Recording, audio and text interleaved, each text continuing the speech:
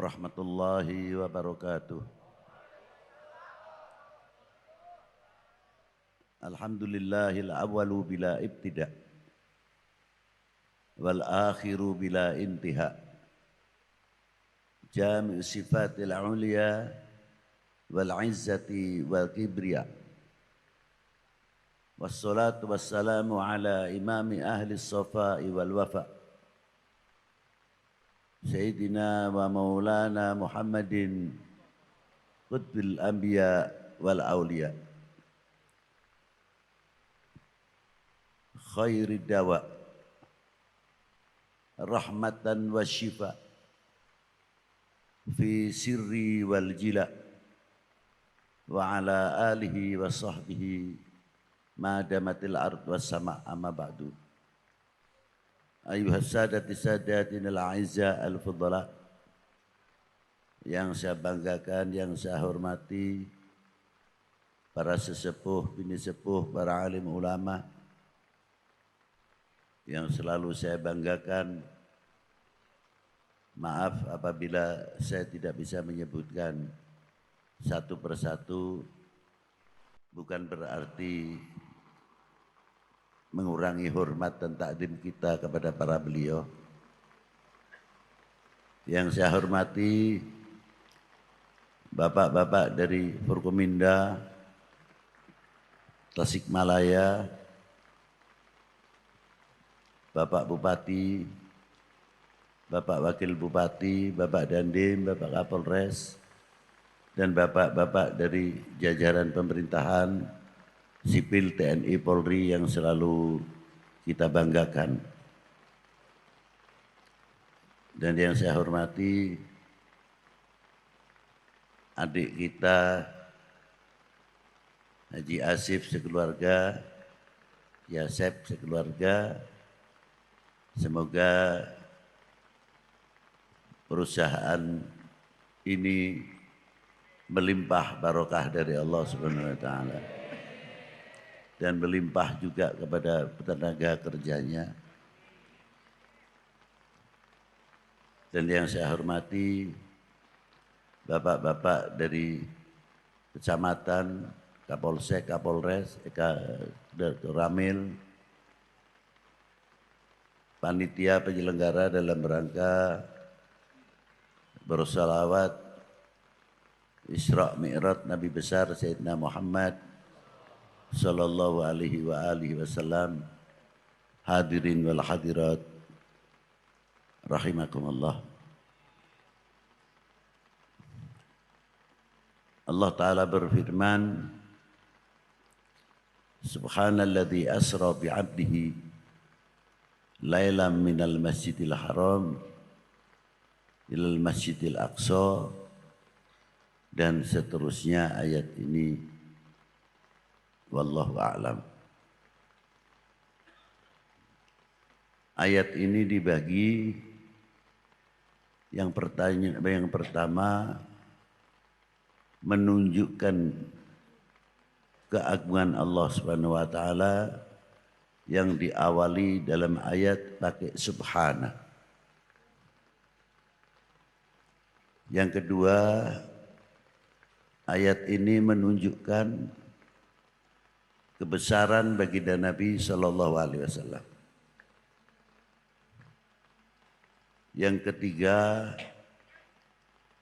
kita diperingatkan oleh Allah tidak boleh melupakan sejarah. Yang keempat,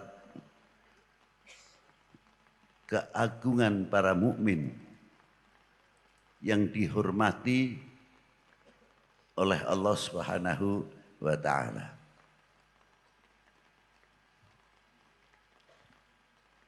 Kalimat subhana ini memang memerlukan cara pengupasan, jelas terlibatnya ilmu pengetahuan umum. Karena di sini awalnya subhana, maha suci Allah dari sifat-sifat kekurangan. Karena Jalla wa ala mausufun bi kulli kamalin munazzahun an kulli naqsin laisa kamitslihi syai'un wa huwa samiul basir jamiul kamal ghaniyun aman siwa. Allah Ta'ala menciptakan bumi langit ini baca izun lahu fi'lu kulli mumkinin aw tarku. Mau menciptakan alam semesta ini tidak ada yang nyuruh atau terpaksa. Seandainya tidak menciptakan alam semesta ini, ya tidak ada yang mencegah. Karena maha di dalam segala sifatnya. Dari itu Allah Ta'ala menciptakan di antaranya walladzi khalaqas samawati wal ard, yang menciptakan bumi langit tersebut pasti ada awalnya. Nah, keawalan itu tersebut adalah latar belakang untuk menunjukkan salah satu hambanya yang paling termulia dan paling terdekat di sisi Allah Subhanahu wa Ta'ala. Di sini pun kalimah di sisi, kalau salah pemahaman bisa salah. Karena kalimah ada sisi, pasti ada sisi kanan atau sisi kiri. Mustahil bagi Allah Subhanahu wa Ta'ala. Kayak orang menyambut kematian seseorang, semoga si A amalnya diterima, ditempatkan di sisi Allah. Sisi mana, belakang atau depan?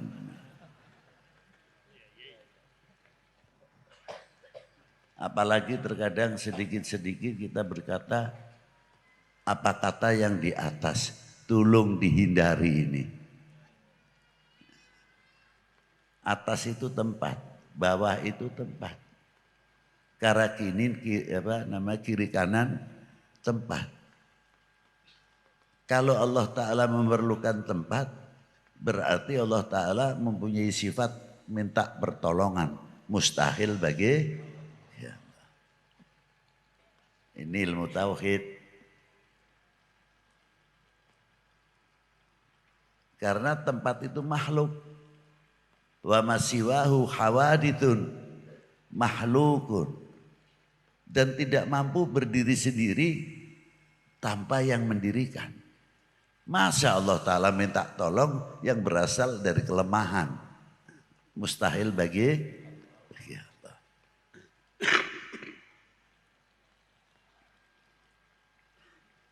Siapakah yang pertama kali yang diciptakan oleh Allah? Karena Allah Ta'ala menciptakan baginda Nabi besar Sayyidina Maulana Muhammadin li'u'arrifahum, untuk memberitahu satu hadis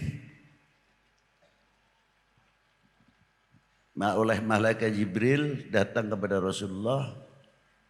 Beliau bersabda untuk menyampaikan salamnya Allah Ta'ala kepada Rasulullah dan firmannya Allah Ta'ala dalam hadits qudsi, in akhadtu Ibrahima khalilah faqad akhadtuka habibah. Allah Ta'ala telah menciptakan Nabi Allah Ibrahim dan diberi pangkat Khalil,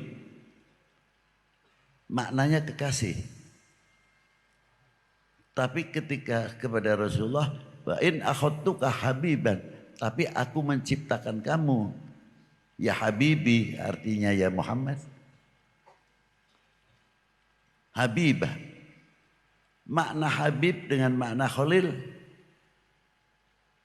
tidak jauh. Yang tinggi yang mana? Habib. Kalimatul Habib lebih tinggi daripada kalimatul khalil. Wa khalaqtud dunya wa ahlaha, dan aku menciptakan dunia atau alam semesta ini li'u'arrifahum, untuk memberitahu kepada penghuni alam semesta ini karamataka wa manzilataka indi, kedudukanmu, kebesaranmu di dalam aku.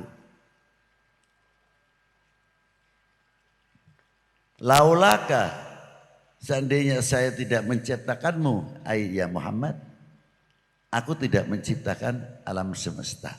Ini jais, bukan berlebihan. Dikit-dikit berlebihan, dikit-dikit berlebihan dari mana?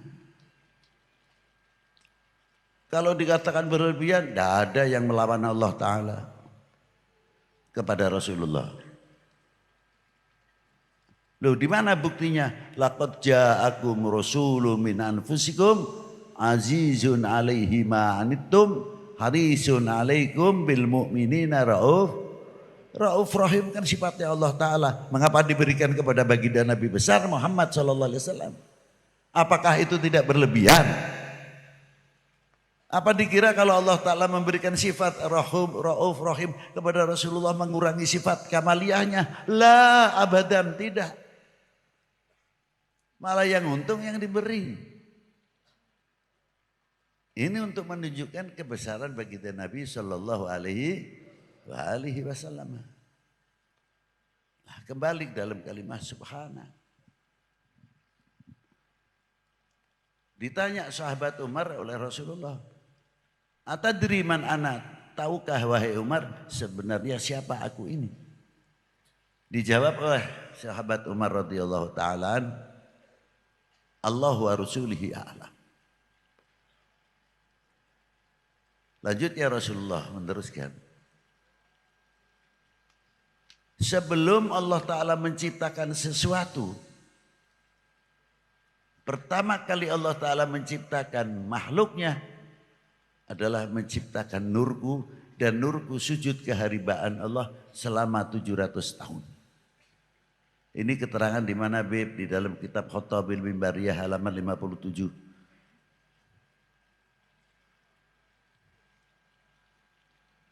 Diteruskan hadis ini.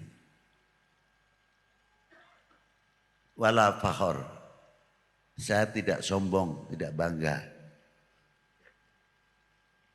Ditanya lagi sahabat Umar, pertanyaannya sama.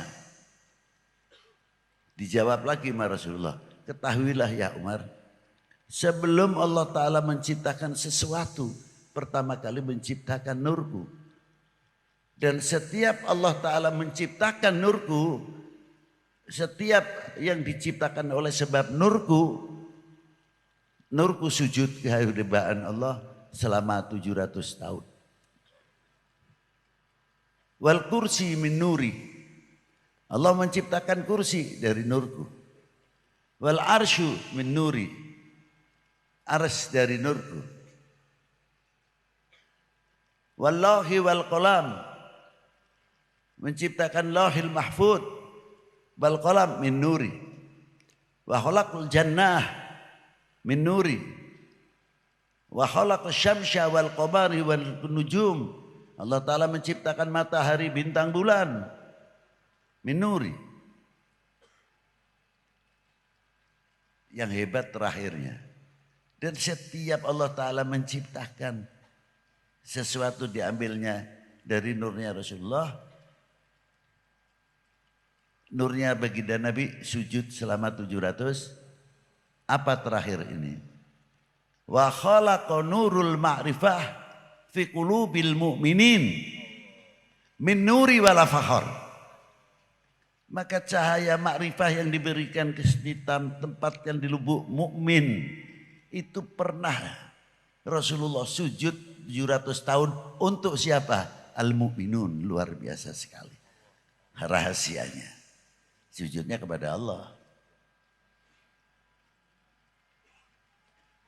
Dari sinilah dahulu makna subhana.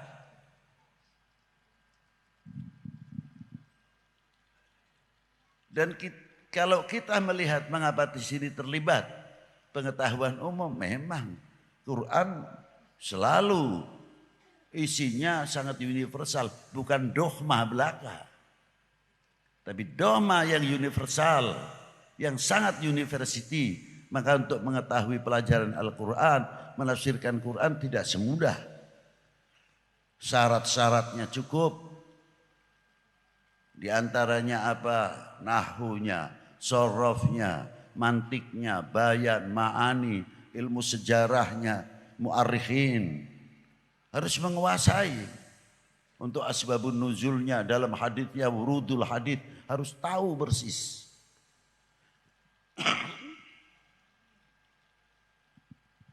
Nah, Allah Ta'ala menciptakan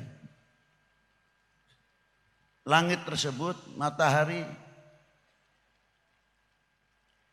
Maka ketika Rasulullah ketika mau diisrakan, membuat satu kemuliaan dahulu.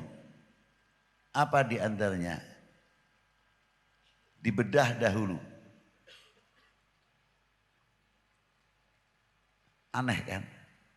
Rasulullah saja dibedah untuk menghilangkan sifat-sifat. Walaupun toh tidak ada.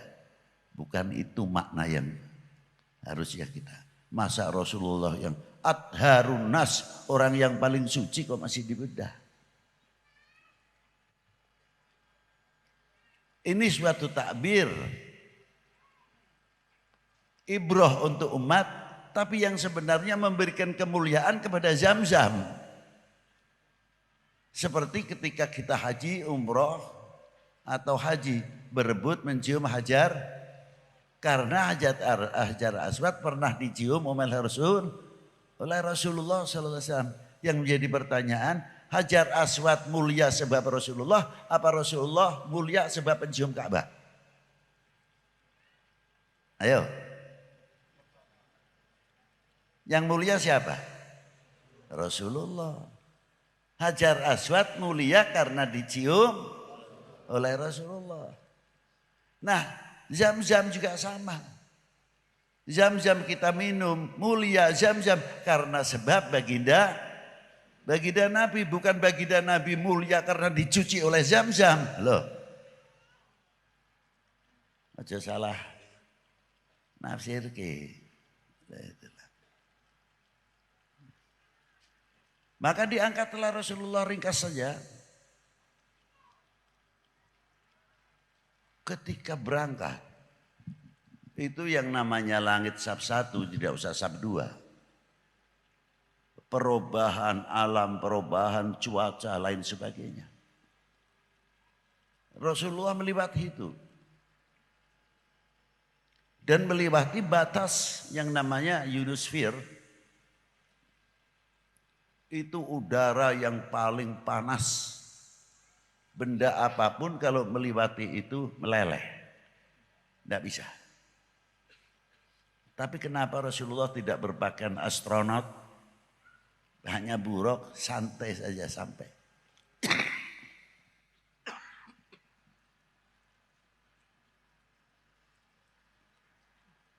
Dan tidak silau karena cahaya matahari. Tidak. Karena apa? Karena matahari yang silau kepada Rasulullah SAW. Karena matahari nurnya dari sebab baginda Nabi SAW. Maka matahari yang silau sekali melihat baginda Nabi SAW. Komentarnya sama, Muhammad manusia biasa. Lalu kalau manusia biasa, lalu kita ini yang manusia apa? Loh, logikanya kan begitu. Ringkas saja, ke Sidratil Muntaha, tempat untuk menempatkan baginda Nabi, bukan berarti Allah Ta'ala bertempat. Jais Allah Ta'ala menempatkan seperti Nabi Musa di Gunung Turisin. Baginda Nabi di Sidratil Muntaha. Tapi ketika temu dengan Allah tetap mukhalafatul lil hawa. Loh, itu. Pertama kali ketemu, At-tahiyyatul mubarakatus salawatut thayyibatul lil. Dijawab oleh Allah Ta'ala apa? Assalamu alayka ayuhan nabiyyu wa rahmatullahi wa barakatuh. Hebat.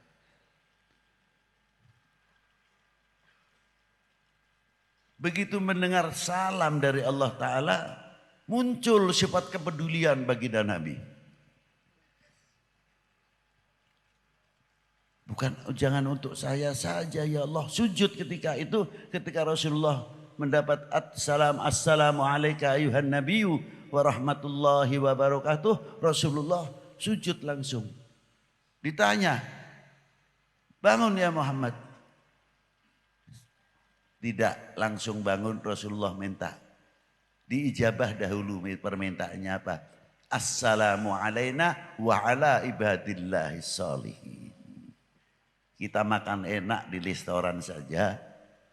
Kebetulan dapat rezeki. Boro-boro ingat kabar budak nu di bumi. Mumpung ayak keneh duit. Nyate mah tinggal nyate. Opor mah tinggal opor. Barudak mah tinggal barudak gitu aja. Punten bahasa Inggris sekedar.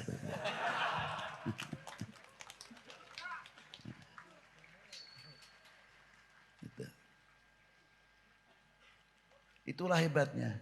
Ingat kepada regenerasi. Assalamu alayna, semoga engkau memberikan rahmat salam kepada kami, bukan kepada saya. Kepada saya siapa? Sahabat juga masuk. Umat dari mulai semenjak baginda Nabi SAW sampai akhir zaman terus sinambung kepedulian ini. Umatnya selalu mengumandangkan assalamu alayna wa ala ibadillah sholihin. Masjid yang satu, sholat tahiyat berjamaah, assalamu alayna wa ala ibadillah sholihin. Dimanapun mengumandangkan assalamu alayna wa ala ibadillah. Itulah uhuwatil ummah, uhuwatil muslim, ahul muslim, sinambung terus. Bagaimana kepedulian kita kepada dunia. Bukan untuk individu. Dan bagaimana menurut assalamu alayna wa ala ibadillah sholihin, Rasulullah takdimnya. Sebetulnya assalamu alayna itu kalau segi balaghah sudah cukuplah untuk kita saja, untuk kita semuanya. Enggak, disambung. Wa ala ibadillah, orang-orang yang soleh diutamakan. Menunjukkan bagaimana cintanya baginda Nabi sallallahu alaihi wasallam kepada orang-orang solehin. Itu hebatnya. Jadi sholat itu kalau kita ambil tahiyat saja. Ringkasnya Allah Ta'ala memberikan tugas sama Rasulullah 50 waktu.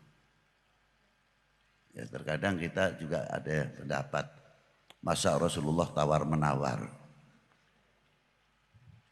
Ya kalau Rasulullah sih bukan tawar menawar, beliau meringankan umat tujuannya. Nah kalau saya sendiri tukang tawar menawar, pegawaian. Punten wae mending masih musim halodo. Ada musim hujan mah doana sanes lah. Anu patani mah pakinten. Aduh ya China masih kekurangan keneh Gusti, hujan terus. Alhamdulillah Gusti. Cobi tukang ngaleot anu hendra apa itu namanya? Setrika. Ya Allah, hujan nama bagi bayar itu ulah siang itu. Sudah bertentangan itu dengan Pak Tani doanya. Yang satu minta siang hujannya terus, yang satu minta malam saja. Karena apa? Acuk anu di seseh can kering. Dinamika, Pak. Itulah hebatnya. Ma'asyiral muslimina rahimakumullah. Mendapat tugas 50 waktu. Apa rahasianya? Kembali kepada hadis yang pertama saya ucapkan tadi. Aku tidak menciptakan engkau ya Muhammad terkecuali untuk menunjukkan kebesaranmu, keagunganmu Itulah. Nah, maka diberi 50 waktu. Rasulullah dengan akhlaknya yang luar biasa tidak terus menawar. Wah, umat saya tidak kuat ya Allah. Tidak. Di sini maqamatil mahmud. Rasulullah SAW mundur dulu. Baru ketemu sama Nabi Musa. Karena apa ketemunya dengan Nabi Musa? Karena Nabi Musa pernah bertemu dengan Allah di Gunung Turisin. Munasabah. Di Pasian Seberaha di Gusti 50 waktu. Lah, tekiat umat sampean teh. Tekiat. Nuhunkeun. Nyapuguh atuh. Dan setiap ketemu dengan Allah Ta'ala lagi. Assalamu alayka ayyuhan nabiyyu wa rahmatullahi wa barakatuh. Kurangi 5. Wangsul di kehandap.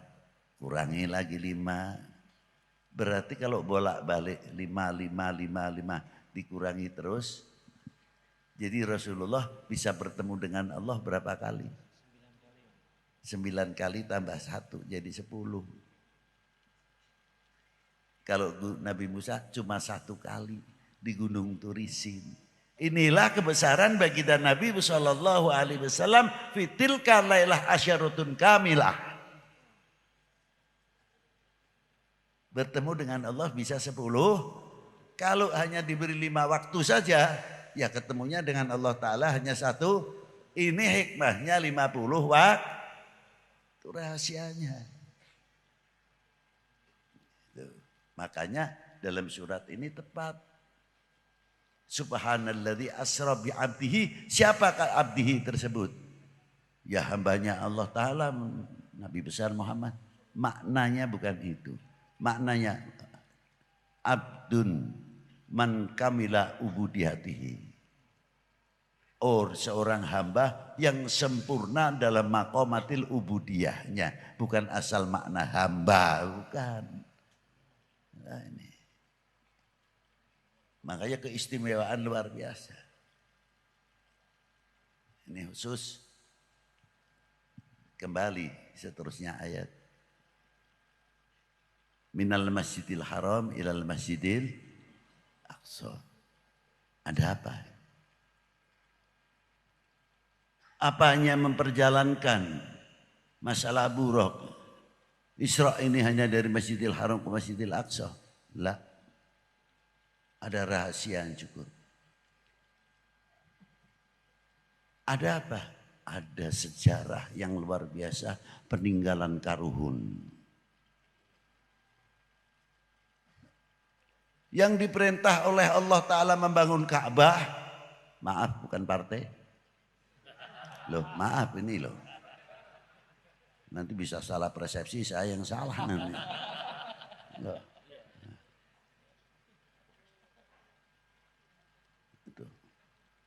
Hijir Ismail dan lainnya. Siapa? Nabi Allah Ibrahim. Nenek moyang baginda Nabi SAW. Untuk apa? Jangan sekali-kali melupakan sejarah. Minal masjidil haram ilal masjidil aqsa. Masjidil Aqsa pun sumber sejarah. Bagaimana turunan Nabi Allah Ishak yang membangun sampai Masjidil Aqsa. Keturunan Nabi Allah Ibrahim. Satu sisi Makkatul Mukarramah, yang satu Masjidil Aqsa. Dua-duanya mengandung sejarah yang luar biasa. Al-Quran. Bahkan tidak cukup dari itu. Sampai nama pun menjadi catatan supaya kita-kita ini tidak melupakan sejarah. Dari nama para nabi sampai nama wali perempuan dalam Al-Quran. Surat apa? Ibrahim. Surat siapa? Surat Nuh. Surat Yusuf. Yunus. Hud. Ada yang perempuan waliyah. Surat Maryam. Coba. Untuk apa? Supaya kita tidak melupakan sejarah.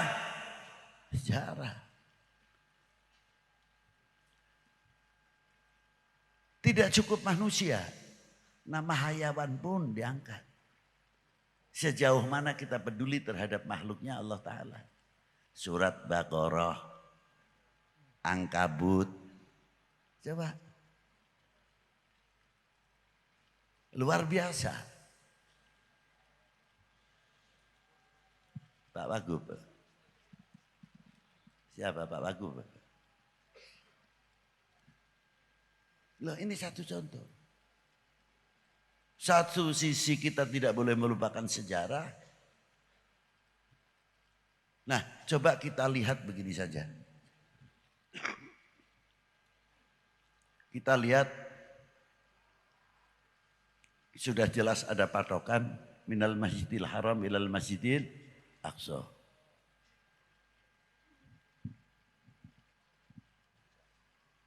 Wali 9 nenek moyangnya bagaimana mengikuti jejak baginda Nabi SAW. Pertanyaannya, mengapa Rasulullah dihijrahkan ke Madinah?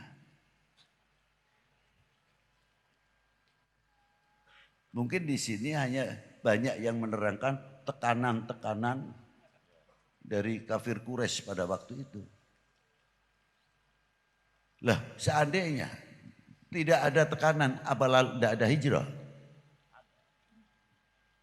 Hijrah tetap maujud, sudah tertulis.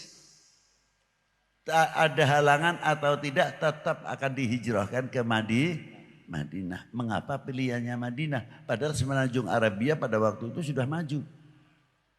Kenapa pilihannya Madinah?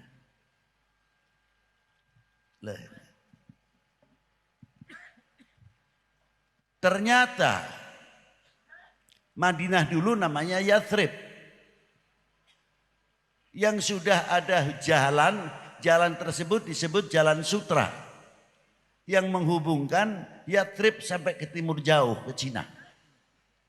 3000 tahun sebelum Masehi. Maka ketika Rasulullah hijrah, yang dibangun apa? Sarana ibadah, sarana pendidikan, dan ekonomi yang dibangun oleh baginda Nabi SAW. Itu diantaranya. Hebat sekali. Sehingga bisa mengumpulkan perjanjian Madinah dan sebagainya. Pada waktu itu. Jadi kalau kita tafsirkan panjang mungkin, insya Allah hijrahnya Rasulullah, kalau kita tirukan, Allahu Akbar, bangun masjid. Allahu Akbar, bangun sarana ekonomi. Allahu Akbar, bangun marketing. Allahu Akbar, bangun pertanian. Allahu Akbar, bangun pabrik-pabrik yang menguntungkan umat dan bangsa ini. Allahu Akbar, bangun fakultas perguruan tinggi, ahli IT, ahli elektro, ahli pertanian, ahli kimia, dan lain sebagainya. Itulah. Jadi membangun. Satu contoh. Maka para wali dari dzurriyyatun Nabi SAW khususnya, ketika mau masuk ke Indonesia, beliau berjalan dahulu, meniti sejarah Jalan Sutra, masuk ke India dahulu. Siapa yang pertama kali masuk ke India? Sayyidina Imam Amir Abdul Malik bin Alwi Amal Faqih bin Muhammad Said Marbat bin Ali Khalid Qasam bin Alwi bin Muhammad bin Alwi bin Ubaidillah bin Ahmad Al-Muhajir bin Isa An-Naqib bin Muhammad An-Naqib bin Ali Al-Uraidi bin Ja'far Al-Sadiq bin Muhammad Al-Baqir bin Ali Zain Al-Abidin bin Husain Sibti bin Ali bin Abi Talib wa bin Fatimah Zahra Al-Batul binti Rasulullah sallallahu alaihi wasallam Rasul. Dan Imam Ja'far Shadiq ibunya adalah Sayyidah Farwah bintil Qasim bin Muhammad bin Abi Bakrin Siddiq. Jadi wali 9 para habaib khususnya yang di Indonesia ini yang turunan dari Sayyidina Husain, ya cucunya Sayyidina Husain, ya cucunya Sayyidina Hasan, ya cucunya Ali bin Abi Thalib, ya cucunya baginda Nabi, cucu Sayyidah Fatimah Zahra, juga cucunya Sayyidina Abi Bakrin Siddiq. Nah itu. Ini kepanjangan tidak Pak? Yang benar ah. Saya dower nanti kalau nah itu. Terus tinggal di Nasrabad, Hyderabad, menggabungkan bagaimana ekonomi India dan ekonomi Cina pada waktu itu. Dan para aulia yang akan masuk ke Indonesia, para habaib, belajar ekonom dari situ.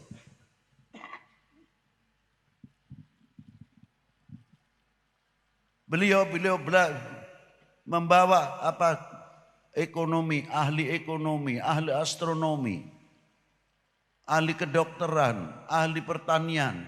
Banyak yang digapai ilmunya untuk pembekalan masuk ke Indonesia, bukan pedang. Nah itu, masuk ke Indonesia dengan jalur ekonomi. Kalau saya bawa dagangan, masuk ke rumahnya orang, Assalamualaikum, waalaikumsalam. Aduh, di mana Pak?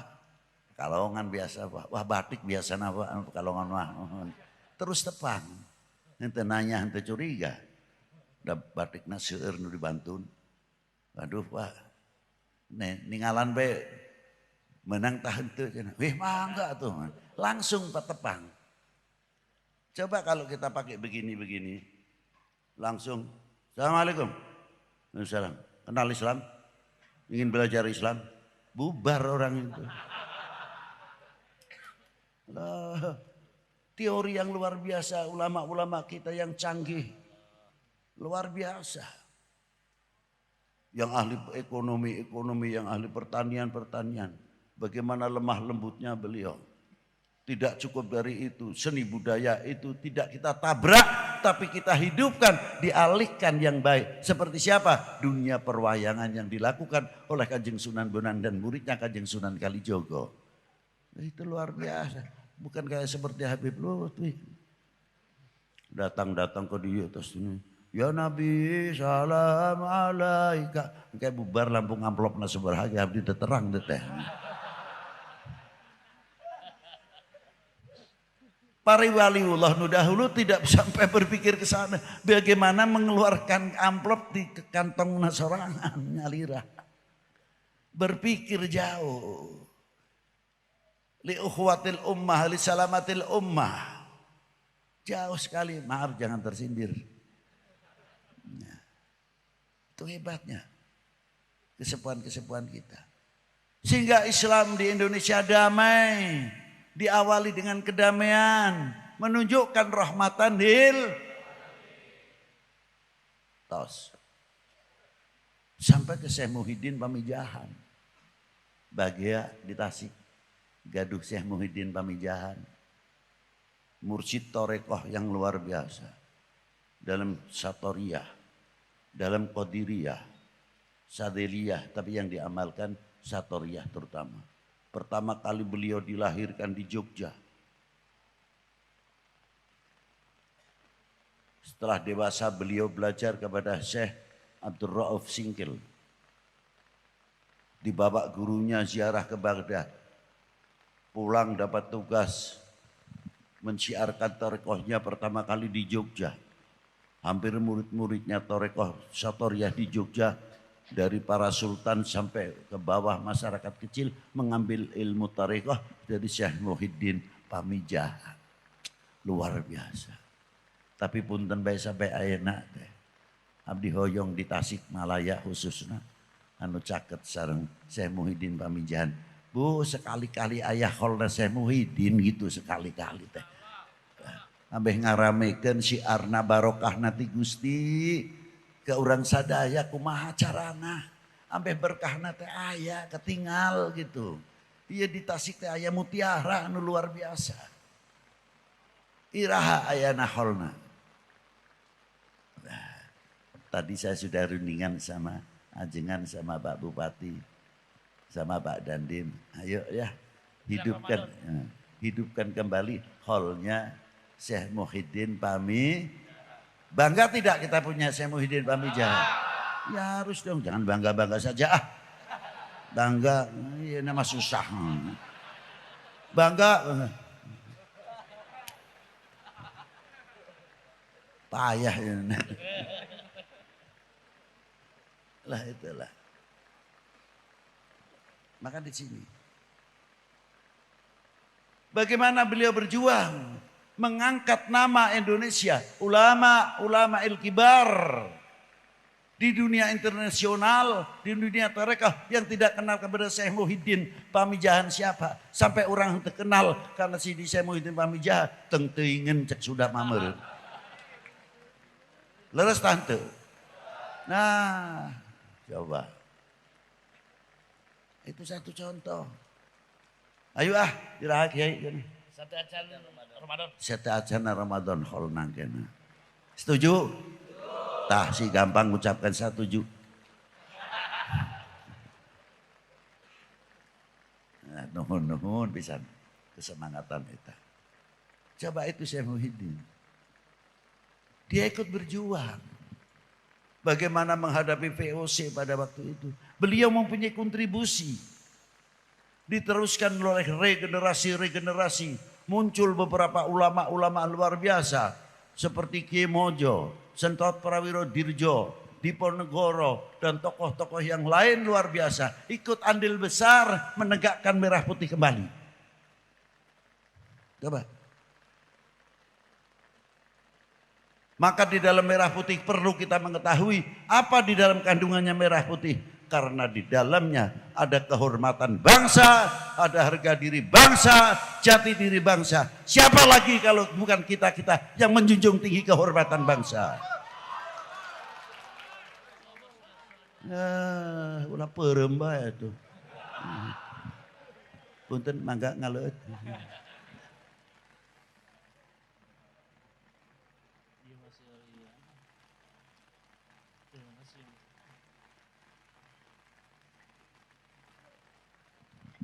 Nah itulah hebatnya. Sehingga apa yang diperjuangkan oleh para leluhur, pertanyaannya cuma satu. Kita wajib mencintai bangsa dan tanah. Yang keras, tanah. Itu lempem ah. Ada yang buat Indonesia kayak sungkan, lucu. Apa? Dari mana? Indonesia. Bapak dari mana? Indonesia. Perwibawa nama negara. Bukan Bapak dari mana? Indonesia. Ngerahkan itu.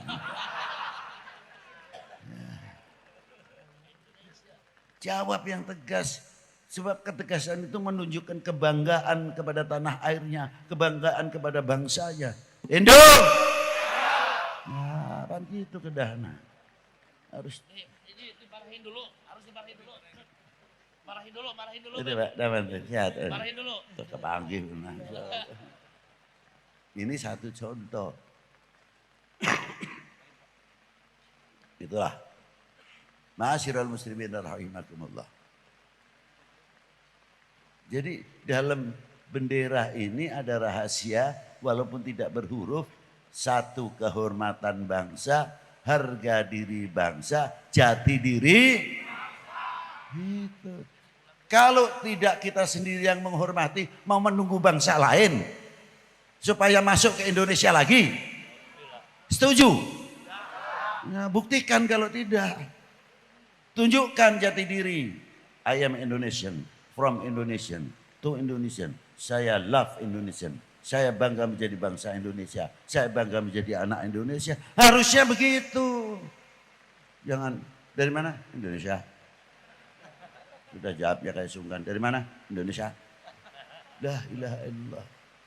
Kalau kita berani menunjukkan yang demikian, insya Allah jati diri bangsa, keutuhan negara ini, ketahuan bangsa ini semakin kokoh, semakin kokoh. Sebab apa? Kita betul-betul berani menunjukkan cinta Indonesia, memiliki Indonesia. Itu yang luar biasa. Dah, inilah sejarah pentingnya itu di sini. Supaya kita mengetahui. Terakhir Allah Ta'ala bagaimana hormatnya kepada mukmin. Sampai tanah yang menjadi kiblat untuk para mukmin disucikan, disebut tanah haram. Itu kan penghormatan Allah Ta'ala kepada mukminin.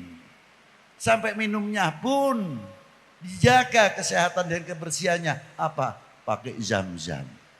Itu hormatnya Allah Ta'ala kepada kaumul mukminin. Nah mestinya kita malu begitu Allah Ta'ala hormatnya kepada kaulona. Cintanya kepada ibadillahil mukminin sampai sebegitu jauh. Mestinya kita harus bangkit malu, perasaan. Bisa tidak mensyukuri apa yang diberikan oleh Allah Ta'ala kepada kita-kita ini. Apakah kita ini akan menjadi umat yang mengecewakan para ulama? Apakah kita ini yang menjadi umat dan bangsa